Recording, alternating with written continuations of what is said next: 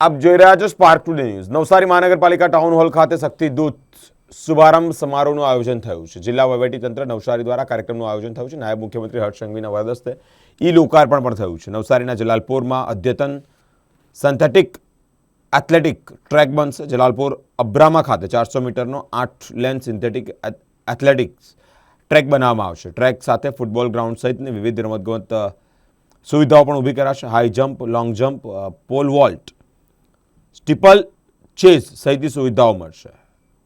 Discuss throw, shot put, hammer throw, water જમ્પની પણ વ્યવસ્થા ઊભી થશે. 6.69 કરોડથી વધુના ખર્ચે કામગીરી હાથ ધરાશે. કામ પૂર્ણ કરવાની 12 મહિનાની સમયમર્યાદા નક્કી છે. નવસારી જિલ્લાના ખેલાડીઓને આધુનિક રમતગમતની સુવિધાઓ પણ મળશે. કાર્યક્રમમાં જલાલપુરના ધારાસભ્ય આરસી પટેલ, ધારાસભ્ય રાકેશ દેસાઈ, મેયર અશોક ધોરાજીયા ઉપસ્થિત રહ્યા છે. ધારાસભ્ય આરસી પટેલે જલાલપુર ખાતે મળેલી સુવિધાને ઉપલબ્ધિ ગણાવી છે.